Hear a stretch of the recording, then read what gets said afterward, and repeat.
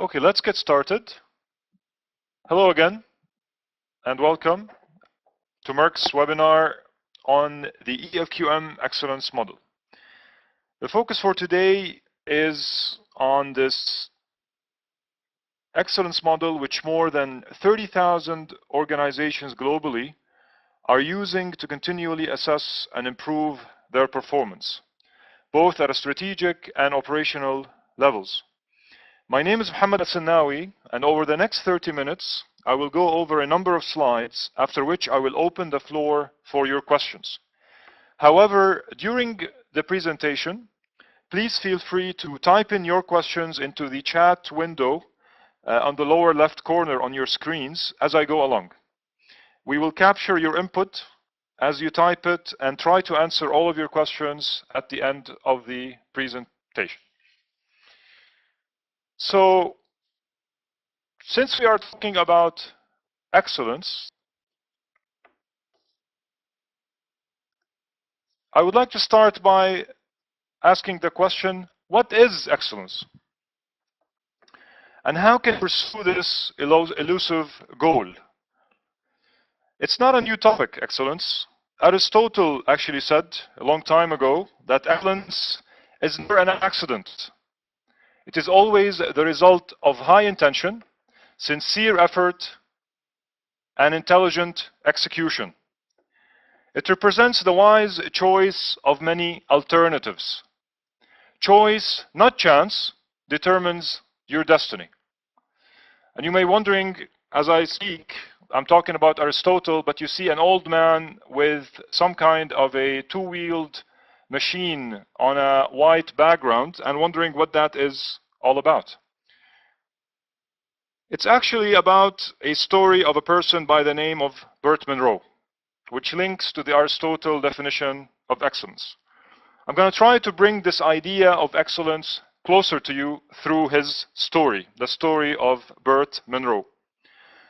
Bert is a New Zealander whose dream was to run his home-built 1920 Indian Scout motorcycle, which you see on the screen.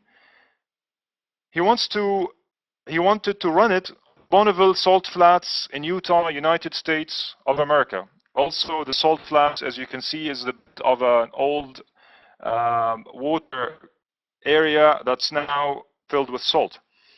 Since buying the bike and with his goal in mind, he continually modified his bike in his own garage and saved 4 years in spite of limited means to make the trip to America from New Zealand. A rather long trip, especially at the time. Monroe custom-made just about every part of his bike using unique ways on his own, and for years worked 16 hours per day in his small garage doing so. His dream looked like it will finally come true when in 1962, and on a very small budget, he boarded a rusting cargo ship to the US. In order to pay for his ocean crossing, just to show you how far he went, Monroe worked as the ship's cook. But his dream almost did not actually come true. When he arrived at Bonneville in the United States, ready to make his runs, he was told he was not pre-registered and he wouldn't be able to compete. Imagine the devastation when he heard that. Only until a couple of well-respected members of the community talked officials into letting him make his runs was he allowed to compete at the time. He was 63 when this happened. Not only that, he was 63 with a bad heart. Yet he set his first world record in that year, 1962. Even as a muffler was burning the flesh on his leg, he was able to achieve his first run and set a world record of 288 kilometers per hour. Not only that, 5 years later, in 1967, he rode his beloved motorcycle again, and this time reaching 295 kilometers per hour. And that actually set a world record in the category of streamlined motorcycles under 1,000 cc's. To qualify for that run, he made a one-way run of 306 kilometers per hour. the fastest ever officially recorded speed on such a motorcycle. He continued to compete through 1967 at 68 years old. He even survived a crash at top speed in that year. If Bert Monroe and this story signifies excellence at an individual level, organizations can also aspire to be in that league. The EFQM definition of excellence is: excellent organizations achieve, and more importantly, sustain performance that meet or exceed the expectations of all their stakeholders. Practically, this means that excellent organizations, one, have a clear understanding of who their stakeholders are and what they expect.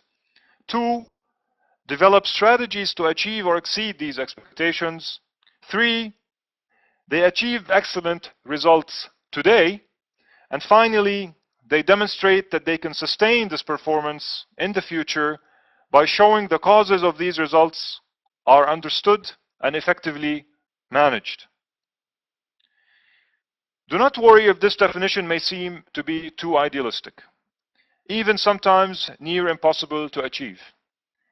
That is why the EFQM model focuses on the journey towards excellence rather than excellence as a destination.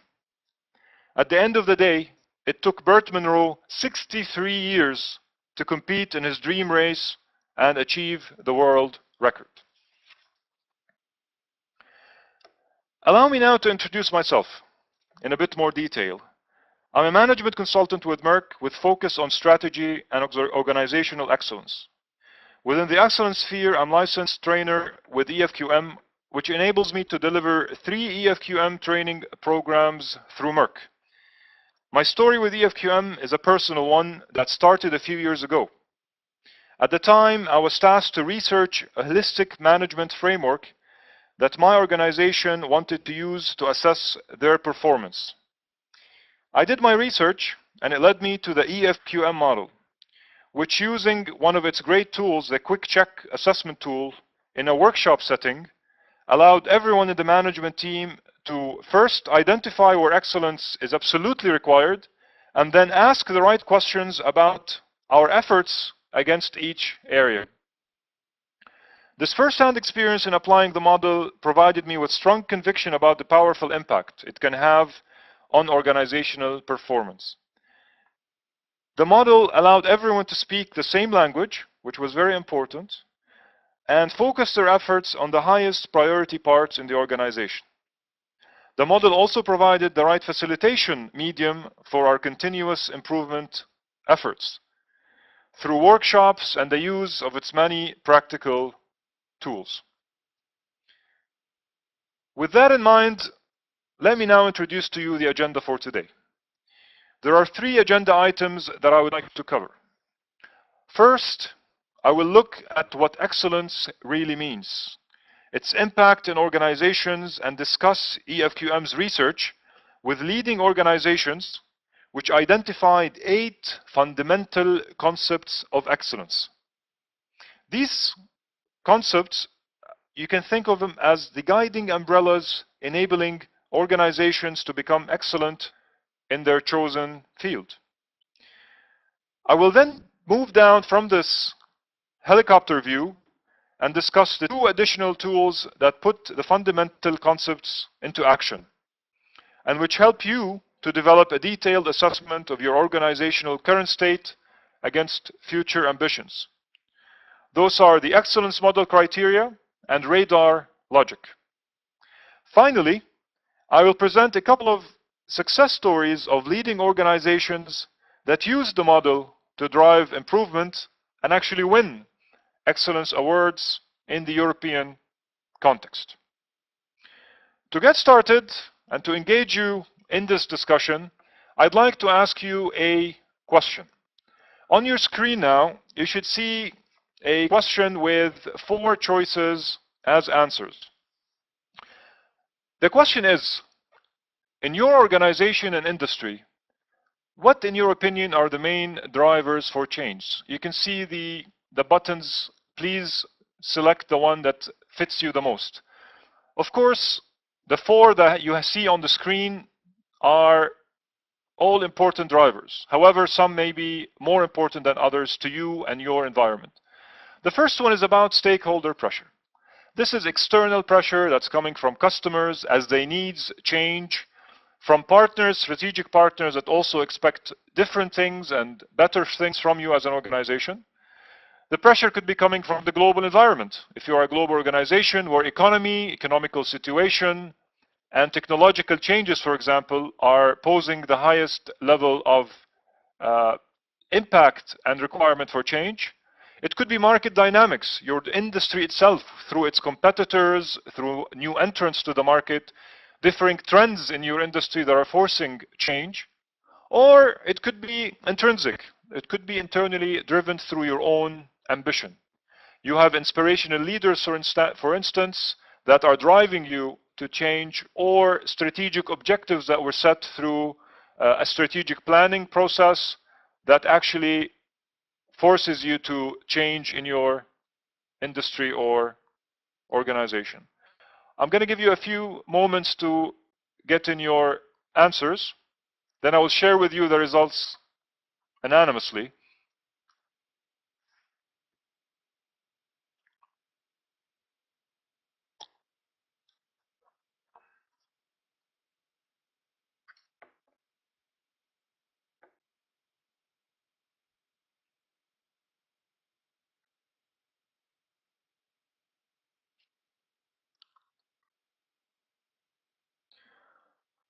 Okay. Well, let me end the voting now. I think most people got their answers in. Thank you for that. And it seems, as you can see, that the main driver, as you're telling me, and it's very interesting, is revolving around the stakeholder pressure through the different external stakeholders, entities that are involved in your day-to-day, customers that you serve, or it's part of your own ambition, which is very interesting. And actually, having answered, many of you, 53% answering that it's driven through stakeholder pressure, it actually reflects the definition of excellence, which really talks about meeting or exceeding stakeholder expectations and the requirement for organizations to do that. But it's very also interesting to see that there's a spread of different drivers that's driving us all to change. Thank you for your answers. On that question, I just want to say that in light of all these drivers, no matter what they are, they continue to be intensifying and affecting us at varying levels. This requires companies to continue to be flexible and adaptive in order to improve and sustain their market position. The EFQM model can help to frame and analyze all these factors through assessing your readiness as an organization. Especially in our region, the current pace of change, customer demands, have forced organizations to accelerate their journey towards excellence. The idea, or the old idea of, if it isn't broken, do not fix it, is difficult to maintain in light of all these drivers for change. Many once great organizations that we know did not stand the test of time when they stopped adapting and innovating.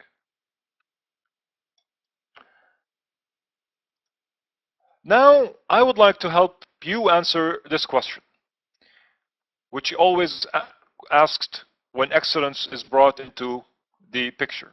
Does focus on excellence really, and quality as a second focus, impact the bottom line?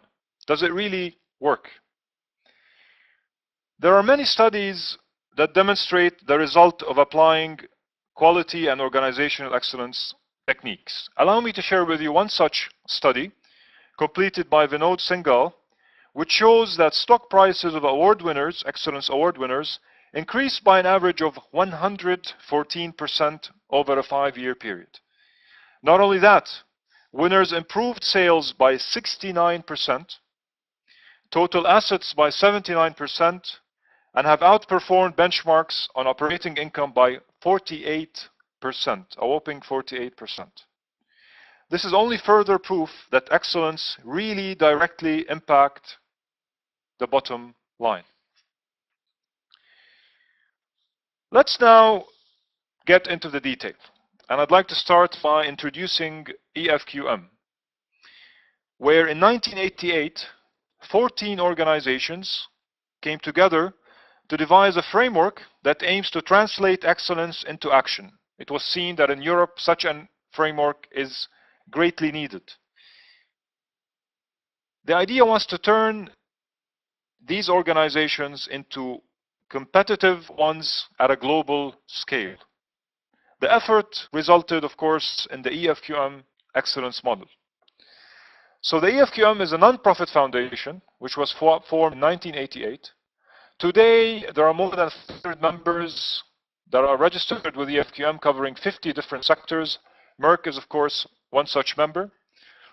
700 organizations received recognition in 2011. Over 2,000 people have passed an EFQM training last year through partners such as Meirc or EFQM themselves. And from a customer survey perspective, 84% of EFQM members believe that the model actually helped them improve performance, which is considered a significant percentage of the total. A point on the model is that it's constantly being updated to reflect the latest global dynamics with input from experts and industry leaders. The most recent edition of the model, which really was a refinement, happened last year in 2013. The model, in addition to being used internally by many organizations, is actually the basis for many excellence awards in the Middle East for both the public and private sectors. So what is the model all about? The model provides a comprehensive look at what constitutes an excellent organization, and it's denoted by this graphic that you see on the screens.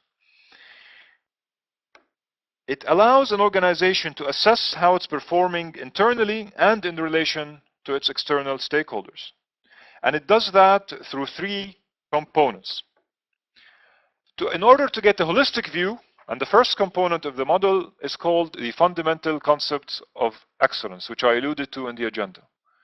You can use the fundamental concepts of excellence, there are 8 of them, which came out through research, to get feedback that the management team, the senior management team, can use at a strategic level to assess their organizational performance. As you move from that level and to understand the detail, the 2 other components of the model are the excellence criteria and the radar logic. It provides useful insight for process owners and responsible managers to link what they are doing day in, day out in their operation to the fundamental concepts and to excellence as a whole.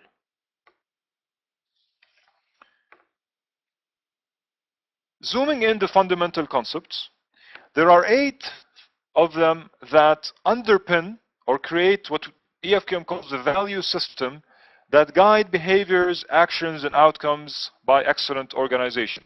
You can see the 8 on your screen. These fundamental concepts are define the basis for excellence. They act as principles for sustainable success.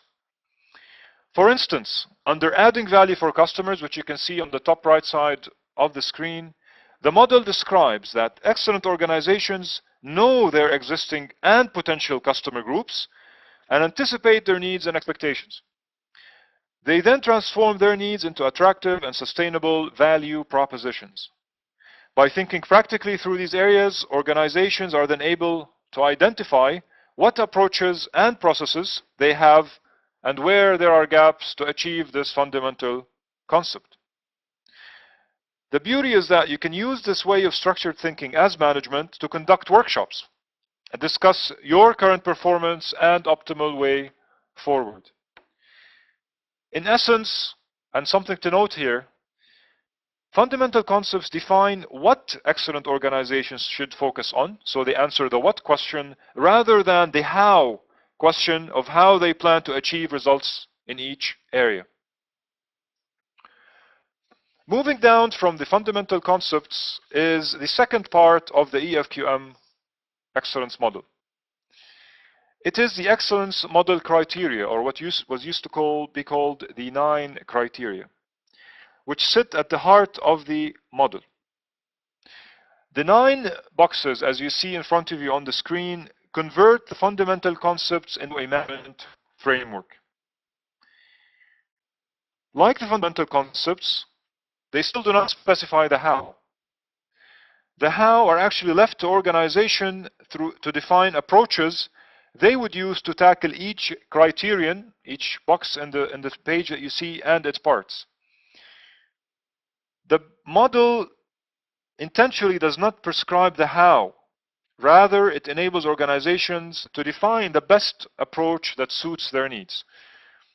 What the model does is it provides the checks and balances against each approach, enabling organizations to determine its efficiency and effectiveness. As you can see, there are 4 result areas on the right-hand side linked to 5 enabler areas on the left-hand side. The idea is that working on improving enablers on the left leads to the desired results on the right through cause and effect relationships. Example: the focus on people, knowledge, and capability development leads to the people satisfaction and productivity results on the right side. The criteria at the end of the day are holistic, covering all aspects of the organization. The EFQM model brochure, which is provided to participants, for example, when attending Meirc programs, offers a detailed explanation of all the parts under each area. Under strategy, for example, the model details 4 parts for investigation, one of which is whether strategy and supporting policies are communicated, implemented, and monitored. A great practical tool use of the model is for organizations to map their strategic teams in the 9 areas through first determining results required, and then determining what actions or approaches, existing or new, need to be taken under each enabler on the left to achieve that result. Once that is done, once action is taken on the enabler side, organizations can easily measure impact in the results side as they start executing. So strategically, the model is extremely useful. The third part of the model is the radar logic, which allows organizations to assess how linkages between enablers and results are working for them. It is actually the continuous improvement cycle of the model. At the highest level, radar logic states that an organization needs to first determine the results it is aiming to achieve as part of its strategy. So the R stands for results. Once that is done and the results are defined, organizations should plan and develop an integrated set of sound approaches to deliver the required results both now and in the future. The third step is check if the approaches are deployed in a systematic way and implementation is ensured. Finally, radar asks if the approaches are continually assessed and refined based on monitoring, analysis of the results achieved, and ongoing learning activities both internally and externally. In essence, the model asks questions on the enablers and result sides. On the enabler side, it asks if organizations understand how their approaches support the strategy. It helps them ask, have we implemented the approach? Can improvements be implemented easily? Are we measuring impact of the approach? On the results side, radar helps ask questions like, do the key KPIs or key performance indicators used to measure performance relate to what I know about strategy? Are the results segmented to show different stakeholders and product groups? Are there positive trends, etc., etc.? All these questions are actually detailed in many of the EFQM literature. With those components in mind, and now that we have kind of set a background for excellence, allow me to ask you a second question. which you can see on your screen.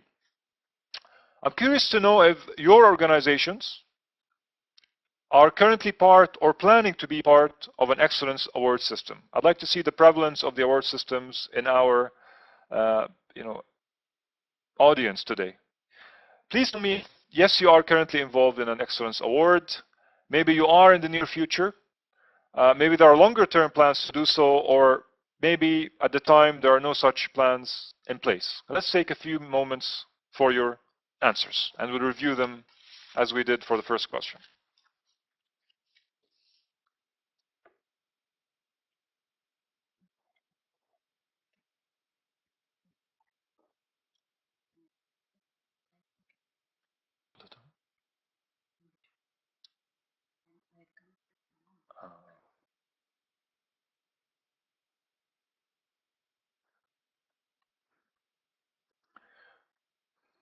Okay, we'll take a couple of more moments.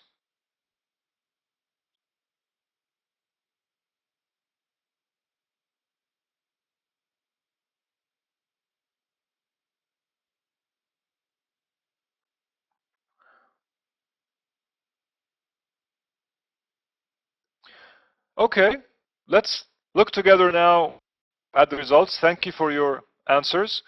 It seems that a good component is actually involved today in an excellence award system. So what I'm saying today hopefully only adds to what they already know about the importance of excellence and the model.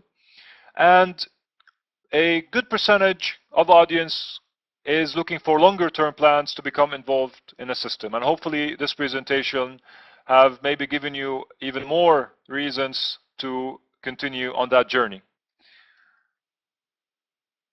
Great. So let's now move on to the next discussion that I'd like to share with you, which is about the excellence journey.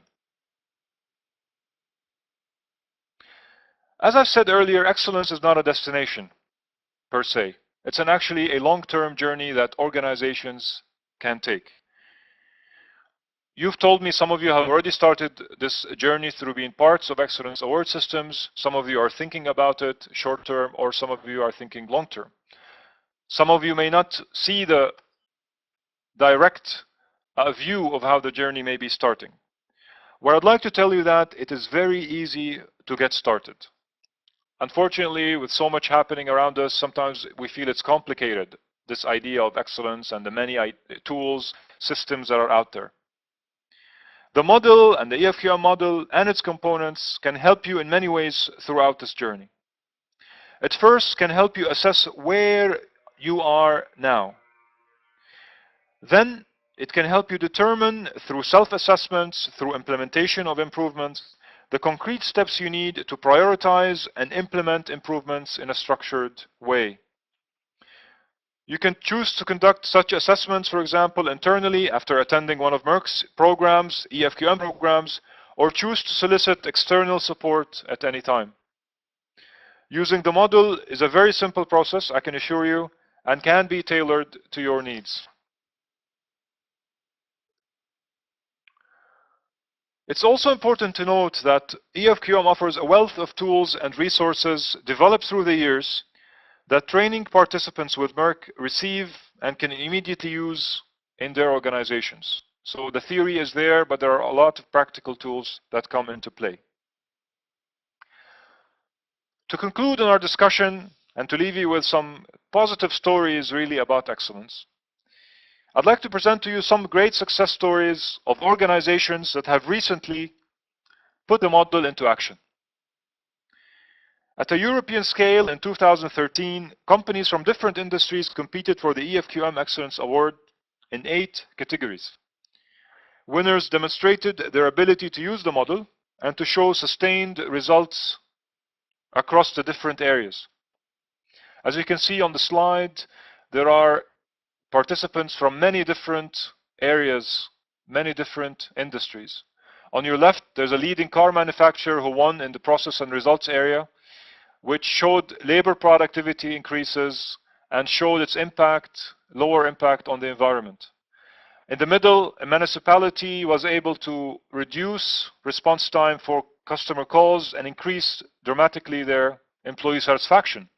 On the right side, a consulting company doubled their turnover in 15 years through the annual EFQM assessment tool that they use for continuous improvement. I hope that this presentation provided you with the insight and momentum you need to further your journey into excellence. And now that's really all I wanted to say.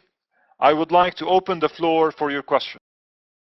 If you haven't done so, please feel free to type your questions on the chat window, and I'll start going through your questions and answering them hopefully in the next few minutes.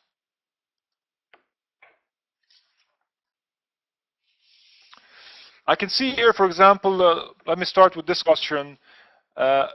Do we need to take the 3 courses in order? Is each a prerequisite?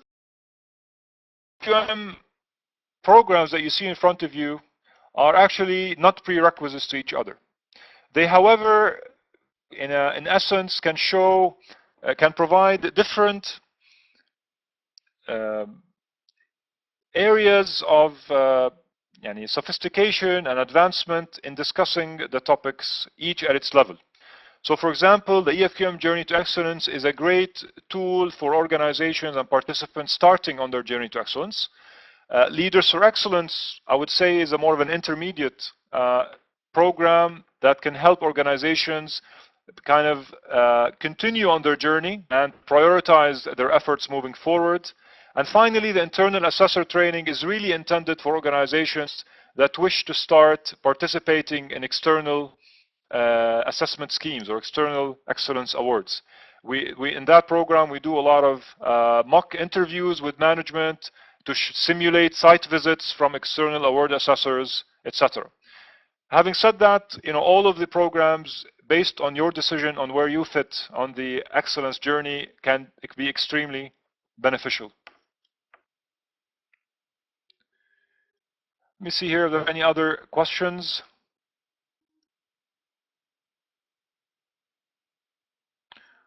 There's a question about the EFQM tools. So the EFQM tools are split into different parts. The one component that is very useful for organization is on the assessment side of things. On the assessment side of things, and linked to what EFQM talks about as their own excellence recognition schemes, you have at the very beginner level some simple questionnaires that you can use to assess where you are on excellence. Moving from that, there's the quick check tool, for example, that you can use to assess your organization linked to the fundamental concepts. At a more intermediate level, there is the business excellence matrix, which you can use, which really starts digging deeper into the 9 criteria of the model. And finally, there is the full-blown assessment criteria matrix that is used by actually award assessors that you can use in your own internal assessment, for example. So all these tools are available. Different tools are used in different programs. In all of the programs within EFQM, there's a significant amount of workshops, case studies that are involved in ensuring the delivery of the concept. So there, a lot less on lecturing, a lot focus on facilitation and case studies using the EFQM tools. I see a question here a great question on difference between excellence and quality management. I get this question a lot. And really, as you have seen maybe from our discussion, our conversation today, the excellence model from EFQM is a holistic framework that touches on all parts of the organization. Having said that, if I think in the classical sense of total quality management tools, for example, they really sit at the execution level of the organization. So you can think of the EFQM model as the broad picture view that allows senior teams, managers across the different hierarchy to think about where they need to improve across different areas at both strategic level and operation level, and then can, of course, use some well-established quality management tools when they start improving on their performance. So the two concepts really come hand in hand. But jumping into quality management without having the excellence view at a helicopter view, let's say, will be difficult in light of difficulty prioritizing where to start, and hopefully you want to be able to focus your efforts on the right areas for improvement, which the EFQM model can effectively help you do that. I have another interesting question which also gets asked a lot, which is, how does the EFQM model compare to the balanced scorecard approach? Thank you for that question. Really, at the end of the day, both of them are excellent tools to help organizations improve.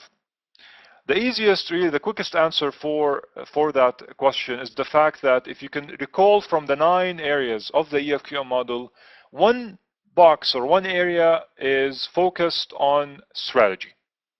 Under that criterion and its parts, a lot of questions are asked through the excellence lens about the idea of strategy. Does the organization have a strategic planning process in place? Our leaders, though, are the ones involved in setting the direction with bottom-up feedback from the different team members.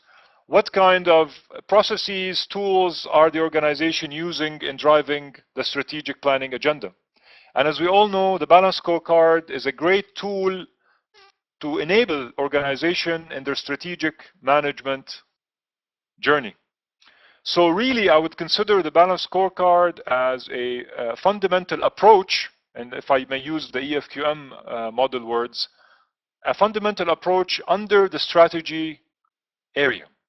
And having demonstrated as an organization that you are using such a tool enables you to really add value in that area. And of course, linkages, overspills to the other boxes or the other areas will be evident.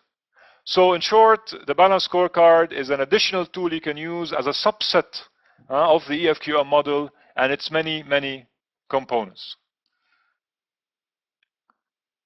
Another question I have is if Meirc can come and implement the model in my company. I mean, of course, we do. We really focus on the training component in the EFQM sphere. But through the getting the right project and the right request from clients, we are always happy to discuss and see if Meirc can help organizations in different settings around excellence. Our recommendation is usually to really get started, getting your feet wet with some kind of form of training to really understand the EFQM. And then people attending training can then start thinking about the best use of the model in their organization. So consulting is another package that could be offered through EFQM, through its partners, and of course, Meirc specifically. Okay, now in front of you, I see there's a question about registering to the courses. In front of you, what we have done to make it simple, we have QR codes for the different programs, which you can just take a snapshot of now through your smartphones, etc. And you can see where those held at the times, the dates for the different programs. You can, of course, also visit our website at www.meirc.com, which also, of course, through its many pages, can show you the different programs and information about that. Another question I see here is around, allow me to scroll up, prerequisites that companies need to have in place before EFQM can be implemented. Example, performance measurement and management systems. As I said earlier, and this is a great question, there is really no prerequisites for starting on your excellence journey. And if you recall the slide that I showed with the different levels, you could be at the very beginning portion of that curve. You could just be starting with curiosity around the model. You can start with a simple training program that identifies what the model is, use a simple assessment tool like the quick check to really identify where you are today. I mean, part of the importance of the model is not only to get the award. At the end of the day, organizations that won awards took many years to achieve their tasks, to this goal. They all started with a decision to really change and improve through the drivers of change that we have discussed. So it doesn't matter where you are today in terms of performance.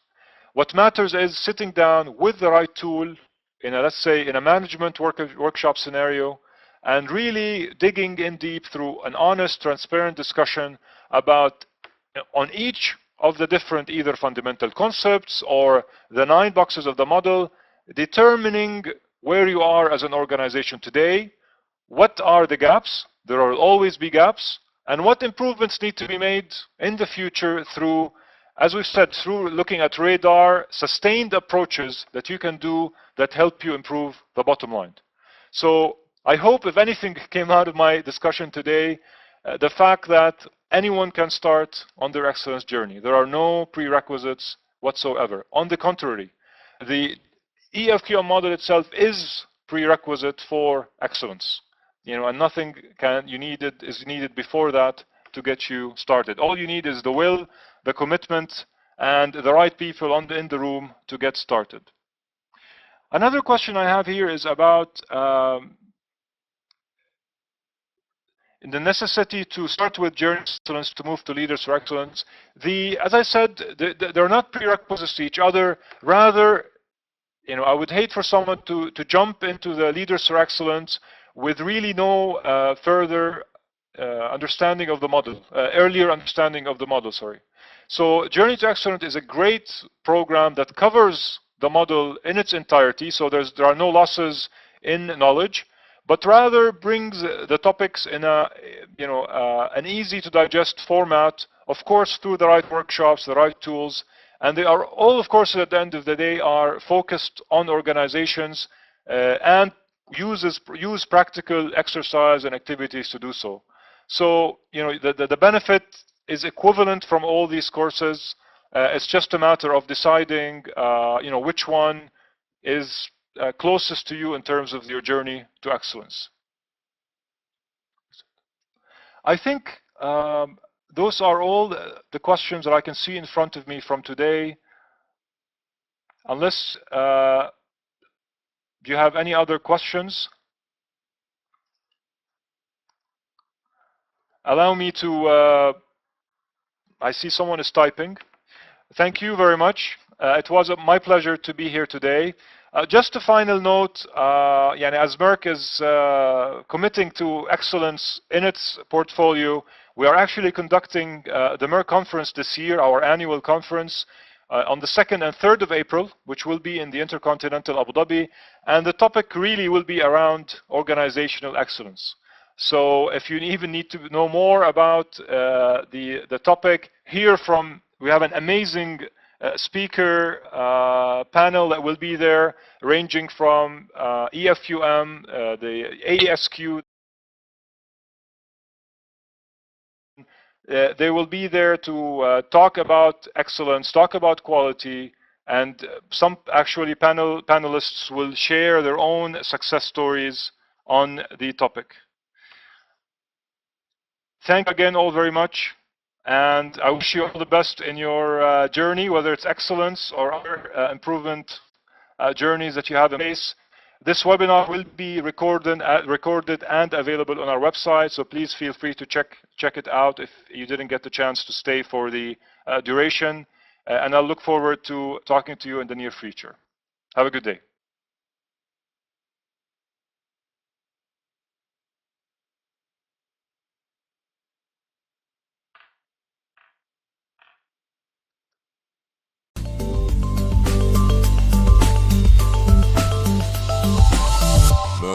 Meirc.com